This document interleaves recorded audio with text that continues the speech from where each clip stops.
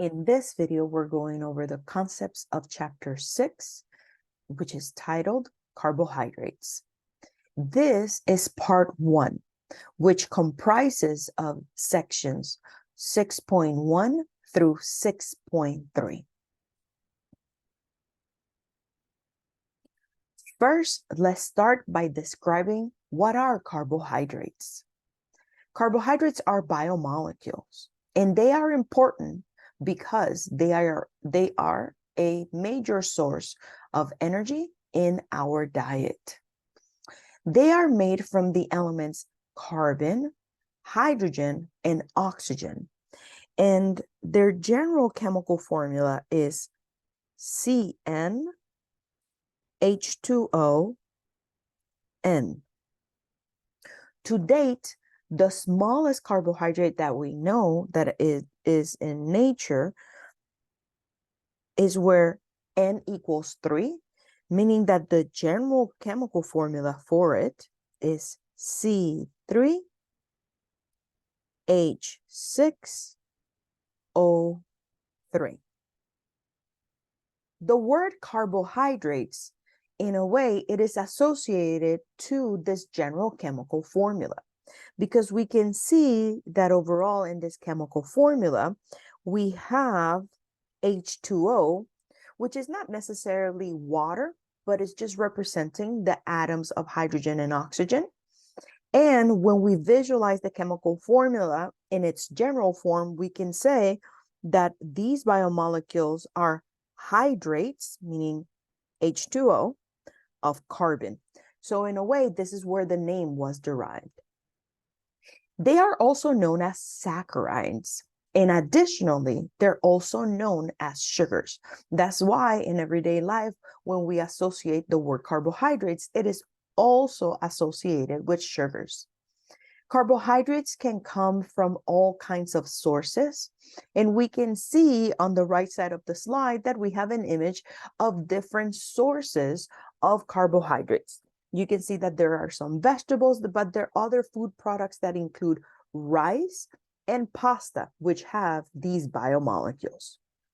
Now, they are made by nature, and there are certain organisms that include plants and microorganisms that via the process of photosynthesis, they can utilize CO2, water, and an input of energy that sometimes comes from the sun. And they can synthesize carbohydrates like the one that we have here, which is known as glucose. Other organisms, including ourselves, via the process of respiration, utilize these carbohydrates in order to derive energy. And we do so, along with other organisms, via the process of respiration. For us, we take glucose and it combines with O2 to produce CO2, water, and energy. A few chapters back, we actually learned the classification of chemical reactions. So let me just propose a question. When it comes to respiration and the knowledge that we have on the types of chemical reaction, what type of chemical reaction is respiration? So if you go back on your notes, you can observe that respiration is a combustion reaction because it utilizes a source of carbon, hydrogen, and oxygen that is combined with molecular oxygen, and we can see the production of CO2, water, and energy. When it comes to the classes of carbohydrates, carbohydrates are going to be classified depending on the units of the carbohydrates that are present. The classifications that we need to know for this course include monosaccharides. And monosaccharides, these are going to be carbohydrates that are the simplest because they have only one unit of carbohydrate. Some examples of monosaccharides include glucose, fructose, and galactose. These are the three that are most common in nature, but there's many more monosaccharides that exist in the world around us. Carbohydrates can also be composed of two units of these monosaccharides coming together, and that's why they are known as disaccharides. Di for two, saccharides for the unit of sugar. And we can see that when it comes to the disaccharides, here we have three examples. Here we have sucrose, which is composed of glucose and fructose.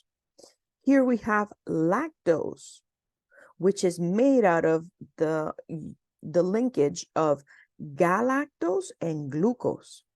Lastly, we have maltose, and maltose comes from two glucose molecules coming together to make this disaccharide.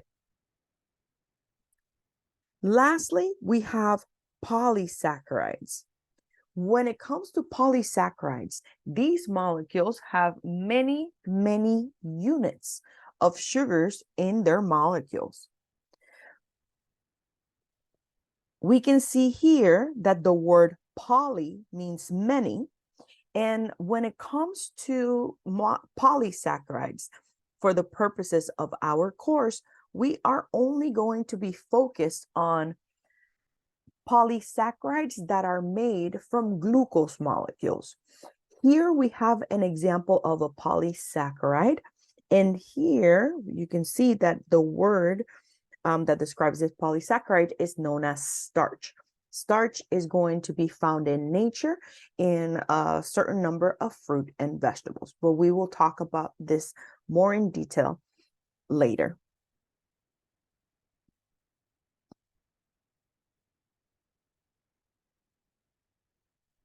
When it comes to focusing on monosaccharides as the simplest type of carbohydrates, we can identify a series of functional groups that are present in these molecules.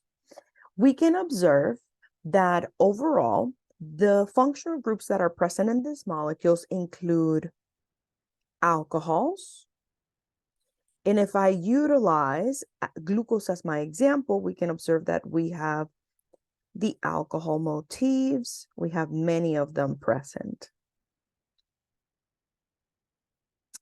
Next, we can have some monosaccharides that have aldehydes in them.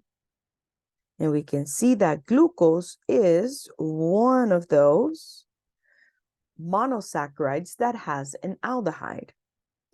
If your monosaccharide doesn't have an aldehyde, it possibly has a ketone. And we can see that in the structure of fructose, there is a ketone motif along with different alcohol motifs in the molecule. So overall, monosaccharides are going to have either an aldehyde or a ketone and many alcohol motifs by the presence of that hydroxyl group attached to a carbon atom. Taking this into consideration, we should at least learn how to name alcohols, aldehydes, and ketones. The first one that we are going to be learning is the alcohols. And when it comes to nomenclature of alcohols, let's understand that the first thing that we must do is going to be finding the longest carbon chain. We can write the alkane name of that parent chain, but the ending, we are going to take the E in the alkane name and we're going to replace it with OL. When it comes to numbering the carbon chain, we're going to do it from the end that is nearest the carbon that is holding the OH group. Then after that, we are going to be identifying where the other substituents, if they're present, are going to be in the molecule. Let me fix this note. In this course, the information for the rules of the substituents is actually present in chapter 4. So please review naming organic molecules in that chapter in case you need to review how to name the substituents if present. Let's do a couple of examples in order to review how to name alcohols. So let's take a moment looking at this molecule. Let's find the longest carbon chain present. Using my highlighter tool, let's establish that the longest carbon chain present is this one. When I need to number this carbon chain, I'm going to do it from the end that is closest to the carbon that is holding the OH, which means that I'm going to number this 1, 2, 3, 4, 5, 6. If I was going to write an alkane name for this parent chain, because there's 6 carbons, I will write the word hexane. But because this parent chain has a hydroxyl group, meaning that OH group, that means that I'm going to take away the E and I'm going to place an OL. When it comes to alcohols, we need to express which carbon atom within our parent carbon chain has the OH group. So to symbolize this, we're going to put the number 2 before the word hexanol to symbolize that carbon 2 specifically in our parent chain is holding the alcohol. Next, we're going to put as a prefix of that any substituent that we have present. And in this case, we have a methyl group on position 5. Alcohols can also be cyclic.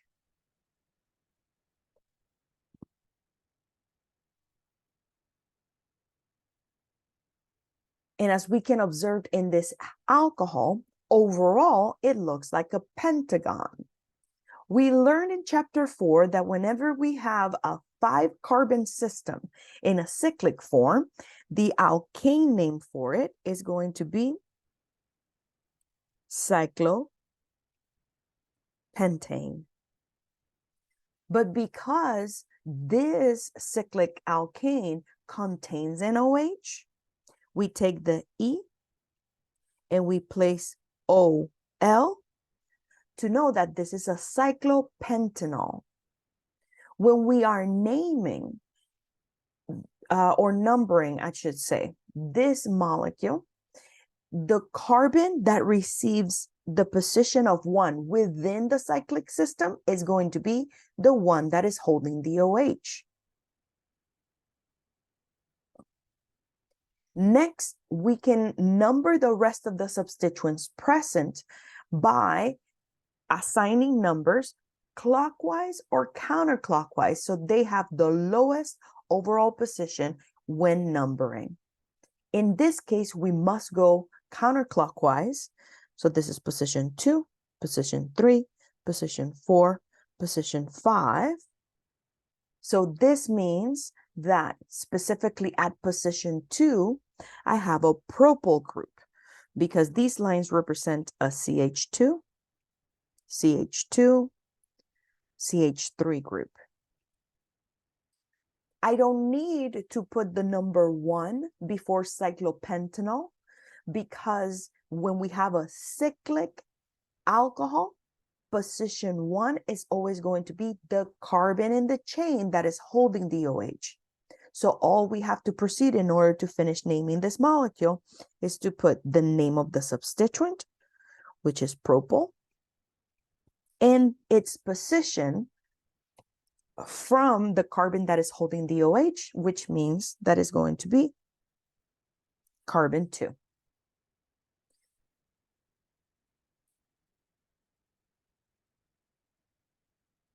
Take a moment and name the following alcohol.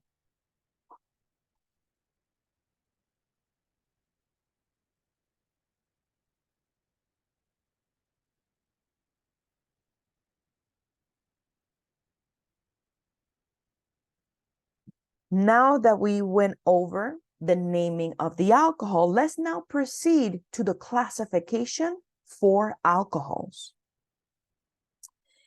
Alcohols can be classified based on the carbon chains that are around the carbon that is holding the OH.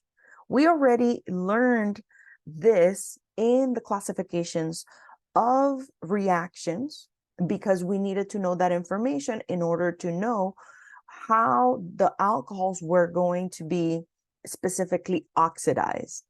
But let's quickly review. If your alcohol, specifically the carbon that is holding the OH, is attached to one carbon chain, that is known as primary.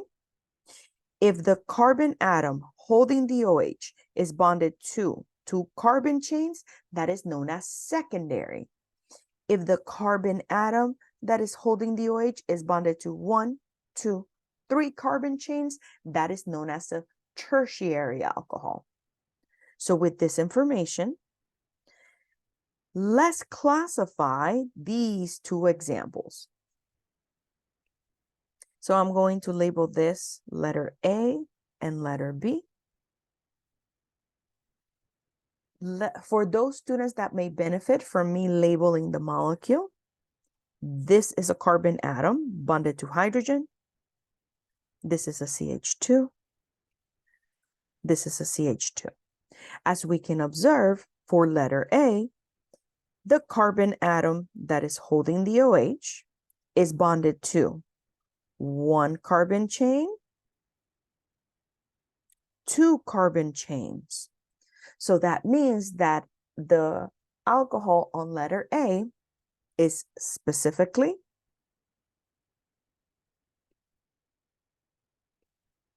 a secondary alcohol.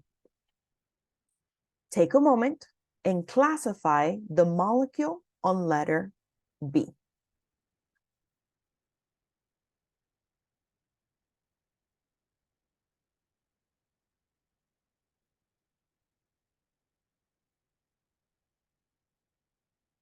Make sure that you practice with the other molecules that we have in the slide.